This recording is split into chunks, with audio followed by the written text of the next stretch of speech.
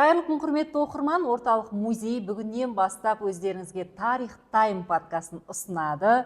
Сіз бұл подкасттан елімізге белгілі ғалымдардың, яғни этнографтар, археологтар, тарихшылардың сүбелі сұхбатын тамашалай аласыздар. Біздің алғашқы қонағымыз белгілі реставратор, суретші, қазір жұмыстары әлемнің көптеген мемлекеттерінде, музейлерінде, жеке қорларда сақтаулы құрмет орденінің иегері Қырым Алтынбеков ағамыз. Аға, қош келдіңіз. Енді алғашқы музей подкастын өзіңізбен бастап жатқанымыз біз үшін үлкен мәртебе, зор қуаныш.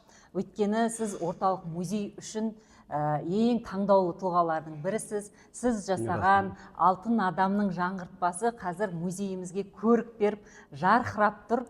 Енді бұл тақырыпты, жалпы алтын адам тақырыбын қанша айтсақ та бұл таусылмайтын, бір құпиясы бітпейтін дүние сияқты. Мысалы, әлі күнге дейін ғалымдар алтын адам европоид па, әлде монголоид па, ол кім әлде мазалайды. Сол кезеңге тағы бір сапар шегіп көрейікші аға.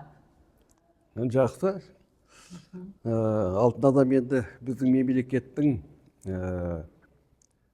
көрсететін, мақтанатын үлкен ескерткіштердің бірі. Негізгі ескерткіш деп айтуға болады, өйткені алтын адамның маңдайында тұрған маскідегі мүйізді ат біздің гербте тұр. Енді ол өте тамаша, дұрыс уақытында істелген дүние деймін, өйткені соның арқасында біз осы бүкіл көне мәдениет, көне тарихта біздің сол герб арқылы қайта жаңғыртып, содан кейін ол біздің халықтың мақтанышы, халықтың тарихы деп сонда печат қойғандай болып отыр. Ол бір мақтаныш, екінші жағынан ол өте маңызды болды. Қазіргі уақытта әртүрлі сөздер шығып жатыр ғой, әңгімелер. Бұл кімге жатады? Қазақта болды ма бұндай, үкімет болды ма, не болған, қайдан келген, көшіп келді ме, бір жақтан қаңғырып келді ме деген сияқты сондай керексіз сөздерге жауап беретін дүниелер. Зат түрінде. Өйткені біздің мәдениетіміз тереңге кетеді, анау сол сақ уақыттан оның ар жағында кете береді. 10-шы, 9-шы ғасыр біздің дәуірге шейінгі. Одан табылып жатқан жәдігерлердің барлығы зат түрінде біздің мәдениетіміздің бәрін көрсетеді. Өйткені сол кездегі табылған заттар, сол кездегі мәдениет, сол кездегі қолөнердің барлығы ешқайда кеткен жоқ. Ол халықтың ортасында жүр, олар білмейді қайдан келген. Мысалы, баяғыда бір рет Монғолия барғанда, Монғолияда көп қазақтар тұрады ғой. Сонда бір киіз үйдің ішіне кірген кезде бір келіншек кесте тігіп отыр екен. Кестесінің әдісі барлығы біз анау берелде тапқан ат шапқыштың бойындағы сонда жаңағы жүннен тоқылған текстильдің ішінен ортасынан кесте тігіп отыр екен. Енді әдісі тура солана бұрынғы базарлықтың мәдениетімен бірдей. Сонда мен айттым, мынау қайдан алғансыз, мынау сақтыққа десем, ой, сағыңды білмеймін балам, мынау біздің осылай жасаймыз, әжеміз жасаған, бәріміз өстіп қара жасаймыз деп. Демек, анау зат түрінде сол тәсілменен, сол түрменен істеліп жатқан жұмыстың өзі де дәлелдейді. Жаңа. Енді екінші жағынан қаншама заттар бізге келіп жатыр, көбінесе алтын емес, алтын көп табылады, ол ешқандай шірімейді, сонан кейін оның бәрін көреміз, таңғаламыз деген сияқты, бірақ основной жаңағы марапат беретін, ол жаңағы органика дейміз. Оның ішінде жаңағы шүберек жатады, кигіз жатады, ағаш жатады, сүйек жатады. И олар тез шіріп кетеді дағы, көбінесе ондайлар табылмайды. Жоқ болып кетеді. Енді мынау базарлықтан қарасақ, берелдегін қарасақ, онда қатты соқ болғаннан кейін қатып қалып, соның арқасында көбісі сақталып қалды дағы. Бірақ оның ішінде ұрылар кіргеннен кейін жаңағы шіріп беріп, бір лаймен араласып жатқан сондай бір лас сондай күйінде бізге келді. Иә, сіздің өзі методикаңыз сол ғой, кәдімгі блогымен алып келесіз, иә? Соны алып келіп, содан оны зерттеп, рентгенге түсіреміз. Томография істейді, компьютерный томография, нейтронный томография, анализ, андай мындай, содан кейін барып диагноз қоямыз. Диагноз қойғаннан кейін жаңағы әртүрлі методикаларды қолданамыз. Соның арқасында мыңнан артық жәдігерлер сақталып қалды. Енді сол жәдігерлердің ішіндегі бізге байланысты, біздің халыққа байланысты, егер ал 4-ші ғасырда біздің дәуірге шейін жасалған дүние ғой. Енді соның ішінен бір байпақты таптық. Ол байпақты қалпына келтірген кезде бір тура қазіргі бүгінгі біздің бабаларымыз киіп жүрген байпақ. Киіз байпақ па? Киіз байпақ. Менің атам тура сондай киіз байпақ. Орнаментті, тігісі де ортасынан келді. Бәл сондай. Бәл саған. Енді сол сияқты жәдігерлер көп. Сол кездегі киімдері менен, сол кездегі істеген тәсілдері, жаңағы зергерлік жұмыстары бар, темірмен жұмыс істеген, соның барлығы мысалы кейінгі этнографиямен салыстырған кезде соның бәрі бар. Өйткені мысалы ер тоқымды алсаңыз, сол кезде сақ уақытында қалай методикамен жасады, жаңағы аттың, ер тоқымның өзі основасы ағаштың бетіне темірден не құймайды, оны ойып жасайды дағы, ол темірдің бетіне ұрып отырып, насечка деді, алтын жалатқан, содан кейін күміс жалатқан. Сол техника бүгінгі шейін істеп жатыр. Соны қолдана білсек болған дейсіз ғой? Оны қолданып жатыр. Бүгін ғана ер тоқымдар, этнографияның барлығы сол тәсілменен бүгінгі шейін жетіп отыр. Ешқайда кеткен жоқ. Мысалы, бізде сақ уақытында табылған зергерлік дүниелерге елдер таңғалады, бұл кім жасаған? Бұл көшпенділер жасай алмайды ғой. Енді олар ойлайды, барлығына қойдың артынан жүреді. Енді ол қойды бағатын адам бар, оның қойдың иесі бар. Ол жердің иесі бар, жердің әдістері жаңағы бұл мемлекеттік тұрғыда сақталған халықтың дүниесі, соның мәдениеті. Бай өркениетіміз болған, не сондай? Енді бәрін қазір сол жәдігер арқылы біз дәлелдеп отырмыз. Өйткені ол дәлел болмаса зат түрінде, оның бәрі бос сөз болып кетеді. Материалдық сондай дәлел болу керек. Мысалы, ол археологтардың іздегендері, ол как судмедэкспертиза дейміз ғой. Мысалы, бір қылмыскерді табу үшін отпечаткасын алады, анализ алады, содан кейін бар дәлелдейді. Мына жерде де сондай қазақтың өркениетті ел болғанын дәлелдеу үшін жаңа отпечаткасына шейін біз қалдырамыз. Отпечатка деген қолдық емес. Мысалы, көп жаңағы ағаштан жасалады, ол шіргеннен кейін одан тағы қалып қояды да орнына. Жаңа балшықта или жаңа құмда. Соның өзі үлкен бізге мәлімет. Деректер барлығын соны алып, соған қарап отырып, соларға қарап отырып қана айта аламыз. Егер жоқ болса, жоқ деп айтамыз. Ұнай ма бізге, ұнамай ма? Тек тарихи шындықты айтасыздар. Тек қана тарихи шындықты айту керек. Егер біз оны ойлау шығара берсек, онан кейін жаңағы біздің ғалымдарды барлығын жаңа заблуждение приводим. Біз өркениетті елміз, біз осындаймыз, біз мұндаймыз деп мақтанкершілікке салынуға болмайды. Оны нақты дәлелдейтін біздің қолымызда мәдени мұра бар, құралдар бар, материалдық емес мәдениет бар. Оны айтып та керек жоқ, өйткені бізде өте көп дәлелдер. Одан ешқандай қорқып сескенетін ештеңе жоқ. Егер бұрын мен білмедім, бұрын аз болды ондай мәліметтер, ол кезде айта берді енді. Кейінгі қазіргі біздің ғалымдардың, археологтардың бәрінің тауып жатқан заттар, енді олардың барлығы сол туралы нақтылап айтып отыр. Ешқандай көктен келген жоқ. Осы жерде баяғыдан тұрған халық сол күйінде тұрып жатыр. Бізге ұқсай ма, ұқсамай ма дейді, ол антропология дейді. Антропология барлық уақытта өзгеріп отырады. Тілде өзгерді, бірақ мәдениет сол кезде қалған. Сол кезде қалған жаңағы заттардың барлығы ешқайда кеткен жоқ, ешқайда өзгерген жоқ.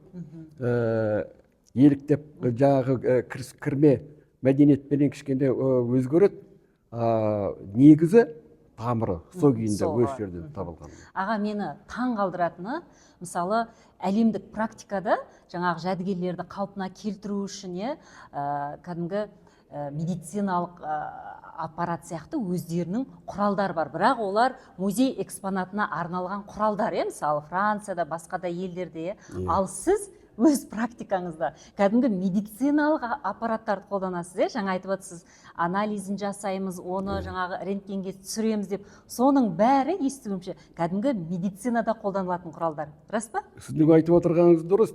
Өйткені біздің жұмыс негізінде табылған заттарды сақтап қалу, оны емдеу. Екінші өмір сыйлау. Содан кейін әрі қарай бұзылып, әрі қарай ауруы, ол да ауру ғой енді. Әрі қарай жалғасып, жаңағы біздің жәдігерлерді білдірмес үшін сол үшін жұмыс істейміз. Негізі санация дейді, лечение деп айтады ғой. Енді біздің негізгі сол қалай бізге жетті, сол күйінде сақтап қалып, өйткені әркімнің өз қарасы болады, әр ғалымның. Сонан кейін біз мысалы қазіргі уақытта көріп отырмыз, барлық ең жаңа шыққан технологияларды қолданып отырып, оны зерттейміз. Сонан кейін зерттеу біткен сияқты болады. Бірақ технология қазір күн емес, сағат сайын өсіп келеді. Сағат сайын дейсіз ғой. Біздің балаларымыз, сәт сайын өзгеретін жағдайға жетеміз әлі. Немерелеріміз айтады, ертең менің сұрағым бар еді. Ана жәдігерлер қайда деп. Сол кезде оны көрсете алмасақ, ол біздің нашарлығымыз. Сонан кейін сол күйінде сол блокты қалдырамыздағы оларға мүмкіншілік береміз. Жаңағы әрі қарай зерттеп, жаңа технологияменен, жаңа әдістерменен біздің ойымызға келмеген, біз білмеген нәрселерді алып шығатындай жағдайға келеді олар. Өйткені тек қана жаңағы жәдігерлер емес, біз топырағымен аламыз ғой. Сонда біздің почвоведтер, топырақты зерттейтін ғалымдар, сол почвоведтер жаңағы содан бір анализ алып, олар бізге айтады, сол уақытта бәленбай погодный условия болған деп.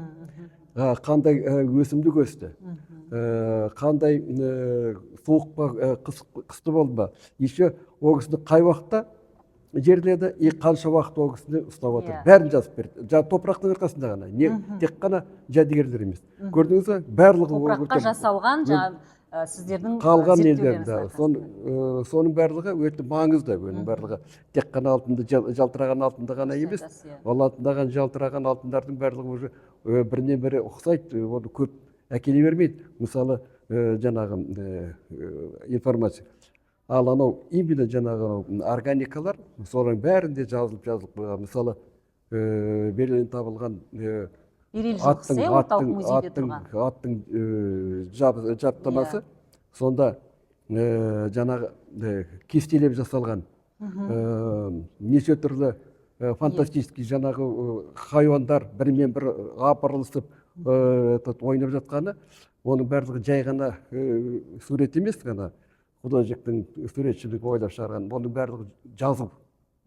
Сол кезде, өйткені солай деп есептейміз, өйткені олар бостан-босқа ештеме жасамаған, декорация үшін жасамаған, барлығы какой-то значение имеет. Болмаса сол жануарлар біздің елімізде сол кезде өмір сүруі мүмкін деген. Өмір сүруі мүмкін, олар жаңағы өздерінің айқасып ойнап жатқандар, олар жазу. Оны біздің немерелеріміз, балаларымыз кейіннен расшифровка жасайды. Ол жазу. Өйткені ондай жазу қазір көшпенді болдық қой, бәріміз. Самолетке мініп, Америкаға барасыз. Тіл білмейсіз, қалай сөйлесіз? Мысалы, сол үшін қазір жолда жүріп келе жатқан кезде барлығы знактар бар. Аэропорттан түссеңіз, тіл білмесеңіз де барлығы знак арқылы барлығын тіл білмей-ақ бәрін білесіз. Біз өзіміз ыңғайлап жасадық. Ол кезде олар өздерін ыңғайлап жасаған. Оны сол сияқты болып көру керек. Таңба дейміз барлығы, соның барлығы соның жазу, басқа жазу менен енді оны зерттеп біздің балаларымыз, немерелеріміз расшифровка жасау үшін біз ыңғайлы жаңағын дайындап береміз. Өтірік айта алмаймыз. Дұрыс айтасыз. Енді аға, біздің орталық музеймен бірлесіп, сіздердің Ақтерек жерінен табылған жәдігерді блокпен алып кеп, соны 2 жылда қателеспесем зерттедіңіздер. Қандай жаңалықтар ашылды? Ол әлі біткен жоқ. Зерттеу үстінде, зерттеу үстінде, ол қазір ертерек ол туралы айтуға. Бірақ дегенмен де шамамыз келгенше бұл мұражай үшін ол бірінші қолдану ол әдістерді оны істеген біздің жігіттер, қыздар бар. Олар өздерінен зерттеп қаншама заттар сақтап қалдық. Әрбір нәтижелері бойынша кешірім ұзап кетті, бірақ біресе ақша болмады, біресе тағы бірдеңе деген сияқты. Бірақ ол өте үлкен мәлімет берді.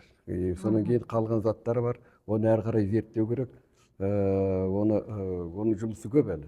Әлі біраз. Да, бәрі жұмыстары көп, сонда барып айтуға болады, қазір ертерек енді ол туралы айтуға.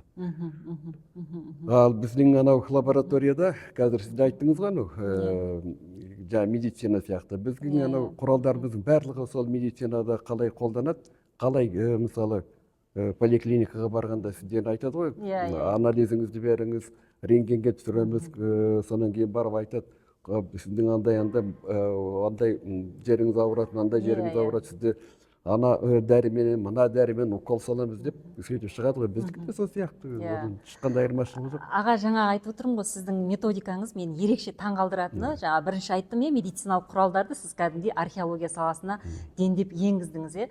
Одан бөлек сіз енді қазір археологтар топырақты аршып, заттың өзін алып келсе, сіз топырағымен қосып алып келесіз.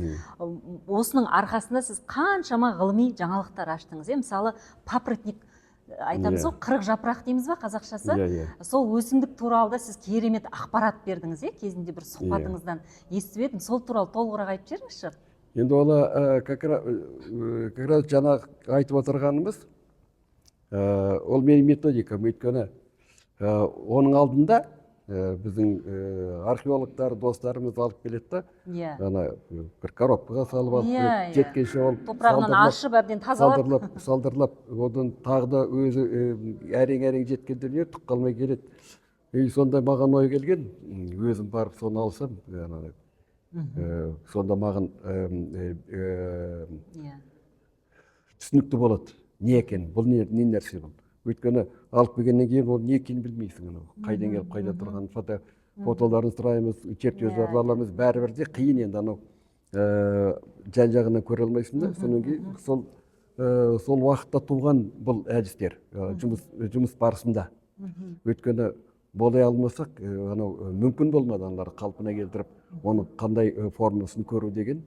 Содан кейін сол үшін жігіттерге айттым, егер ондай болатын болса мені шақыр, өзім қалайын аны. Содан кейін шақырды, бірінші рет француздармен істедік. Ол бірінші опыт болды, оларға қарап отырдым, олар білетін шығар, енді қанша айтқанмен дамыған нелер. Олар алды, бірақ маған ұнамады көп нәрселері. Мен үндегем жоқ, ойладым енді, олардан артық білетін ешкім жоқ. Өйткені бізде ондай опыт болмайды. Содан кейіннен жұмыс істей келе, өзім ойладымдағы балдармен давай келісіп, былай алайықшы. Өйткені мұның барлығы ешқайда жата алмайды, қаншама жәдігерлер құрып кетті, шіріп кетті. Шіргенде былай бірнеше мың жыл жердің астында жатты ғой, адаптируется. Жаңағы ылғалменен. Ылғалдың арқасында ұстап тұрады. Судың арқасында, дымқылдың арқасында. Ашқаннан кейін күн ыстық қой, дымқыл кеткеннен кейін күл болып кетеді бар. Сондайға жібермеу үшін соның бәрін есептеп, лабораторияда бірінші оған әдістерін отработали.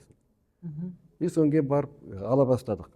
Қандай тамаша нәтиже берді. Жаңа сіз айтып отырған Нұржардікі, ол адам тимеген тастан жасалған қораптың ішінде жатқан екен, саркофаг дейміз.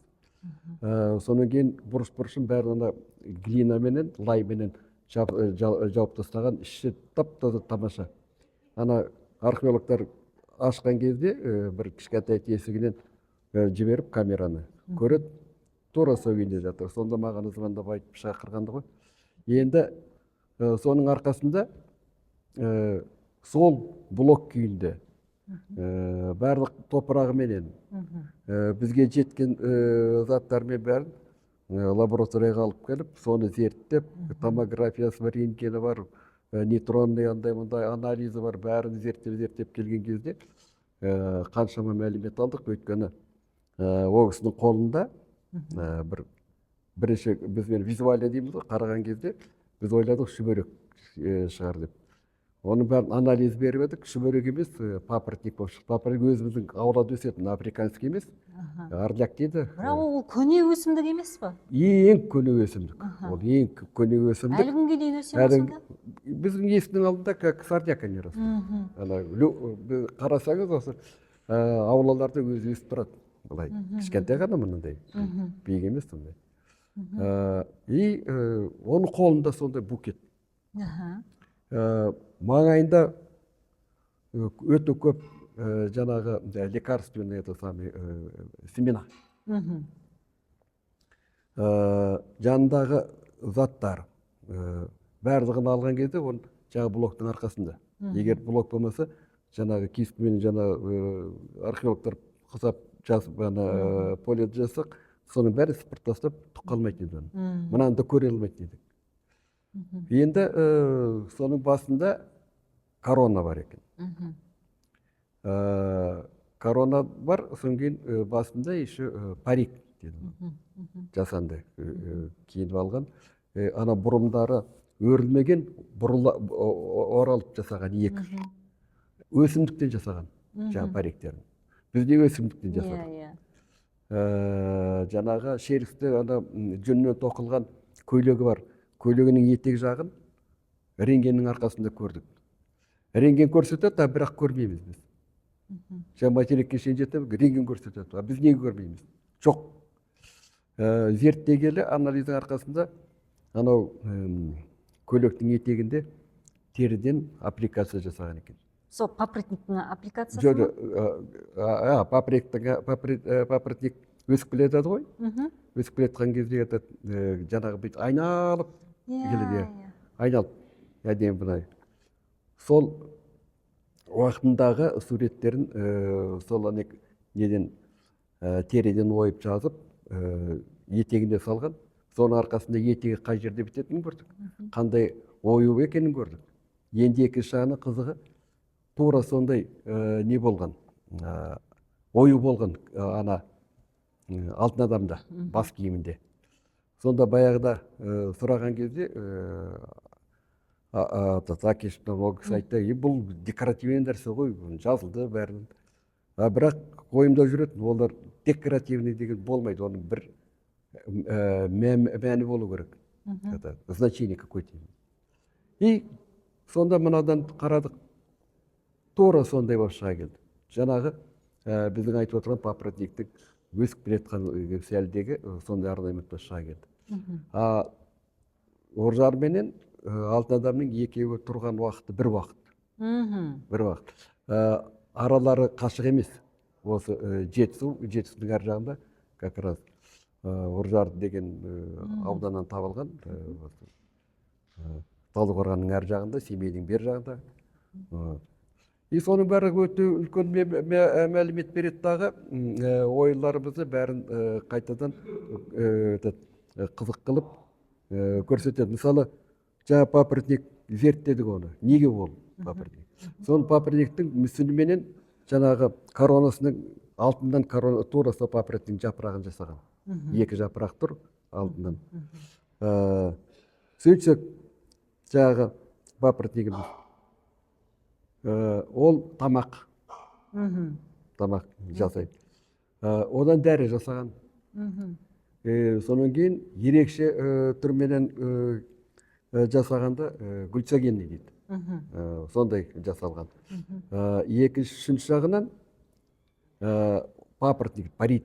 Осы көп халықтарда ол жаңағы өсімдік тотемный өсімдік. Тотемдік өсімдік. Тотемдік. Сол үшін символдық мәңгілік. Символдық мәңгілік. Өйткені ол қанат. Парит дейді. Папоротник. Арляк деп атады. Ореол болып атады. Қанаты битіп кетеді. Бір өсімдіктің өзіне қаншама зерттеу жүргізді. И соны зерттеп, мынандай бір кітап шықты. Бір папоротниктің өзінде. Жаңағы қалған киімдері, сонан кейін парик, оны да зерттеуші қаншама. Демек, бір нәрсені жасау үшін қаншама жан-жақты оның бәрін оқып келіп, соған дәлелдегеннен кейін барып, соның жаңғыртуын жасаймыз. Ол қалай, сол уақытта қалай болып көрінді, солай қылып жасадықтағы алдына қалай табылды, сол күйінде мұражайға қойдық. Егер ертең айтады ғой біздің ғалымдар, археологтар, қырымнан ойлап шығардың ба деген. Сөйтіп айтқан кезде менде жауап болу керек. Сізде нақты дәлел бар. Міне мынау. Аға, енді соңғы сұрақ, қысқа нұсқа жауап беріп өтсеңіз, орталық музеймен қаншама жылдан бері бірлесіп ғалым ретінде, реставратор ретінде жұмыс жасап келесіз? Жалпы осы музейдің сіздің өміріңіздегі рөлі және музейге не тілейсіз? Бұл мұражайды салған кезде біз ол кезде жас болатынбыз. Осында тамаш көріп, керемет жұмыстар жасағанбыз. Мен ол кезде жас кезім ғой, бір ожау болатын. Ожау ағаштан жасалған, күмістермен әшекейленген. Сынып жатады, сонда мен сонда жасағам. Тағы да бұнда 6 адам сама собой, оның алдында қаншама дүниелер жасадық, қаншама ойымда да жоқ. Егер анда-санда көріп қалам да қайым, мынау менікі ма деп, сол көптеген естеліктер байланыстырады орталық музей. Да, орталықта бізде қаншама жыл осында жұмыс істедік. Мына 6 адам бар, соң кейін ана алтын қоры бар ғой сіздерде. Соның ішінде көп дүниенің бәрі біздің қолымызда шыққан дүние, жаңағының барлығы. Кейбіреулері формасы өте нашар болғаннан кейін қайта қолданбау үшін оның әлгі реконструкциясын жасап қойғанбыз. Сондай менен көбісін көрсеңіздер, ішінде бар ол жұмыстар. Олардың ішінде қаншама құнды дүниелер тұр. Олардың бұрынғы мысалы анау алтыннан құйып ана арқары бар, кішкентай серкесі бар. Олардың бәрін адамның әшекейлі дейді, бірақ зерттей келе олар олдық емес, жылқының әшекейлі болып шықты. Үлкен алтын. Сол сияқты ол қызық дүниелер көп, мұнда өте көп жәдігерлер бар.